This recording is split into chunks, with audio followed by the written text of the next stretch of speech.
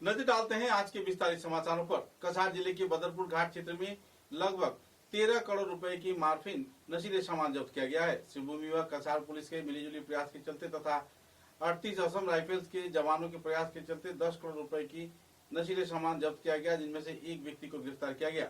सूत्रों के अनुसार बदरपुर घाट क्षेत्र में तलाशी के दौरान खुफिया सूचना के आधार पर एक वाहन के फ्यूल टैंकर में सीक्रेट चैम्बर में इन सामानों को रखा गया था और इस नशीले सामान का वजन लगभग 8 किलो 224 ग्राम बताया जा रहा है। 5 ग्राम क्षेत्र के रहने वाले एक आरोपी दूल्हा राजा नाम के एक व्यक्ति को इस संदर्भ में गिरफ्तार भी किया गया है। सूत्रों के अनुसार शिवभूमि जिले के एसएसपी लीना दोले, दुई जिले के पुलिस आधिकारिक व 38 असम राइफल्स के कार्यकर्ता और दूसरे हस्तियों की मौजूदगी में इस दिन यह सामग्री उद्धार किया गया। पकड़े गए नशीले सामान की कीमत लगभग 13 करोड़ रुपए बताया जा रहा है।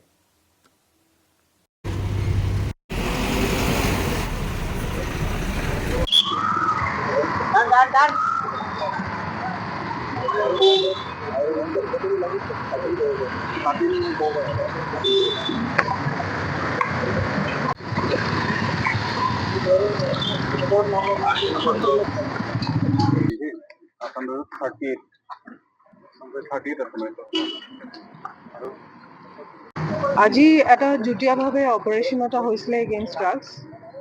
তাতে আসাম ৰাইফলছ, কাছাৰ পুলিচ আৰু শ্ৰীভূমি পুলিচ মিলি আমি এটা ড্ৰাগছ অপাৰেশ্যন এটা কৰা হয়, য'ত 8.224 কিলো মৰফিন চিজ কৰা হয়। এখন ইনফৰ্মেশ্যন পোৱা মতে এখন বলেৰো গাড়ী আহি আছিলে। বলেৰো গাড়ীটো আমি ইণ্টাৰচেপ্ট কৰাৰ পিছত বলেৰো গাড়ীখনৰ চাৰ্চ কৰোঁতে এইটো ফুৱেল টেংক যোনটো আছে, ফুৱেল টেংকত হিডেন চেম্বাৰ বনোৱা আছিলে। হিডেন চেম্বাৰৰ ভিতৰত ড্ৰাগছখিনি ৰখা গৈছিলে।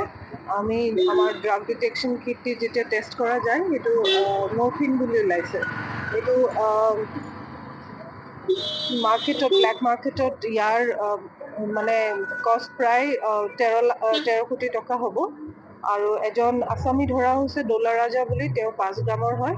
আৰু এই কেছটোত গোটেইখিনি ফৰৱাৰ্ড আৰু বেকৱাৰ্ড লিংক আমি ওলাবলৈ আমি চেষ্টা কৰিম।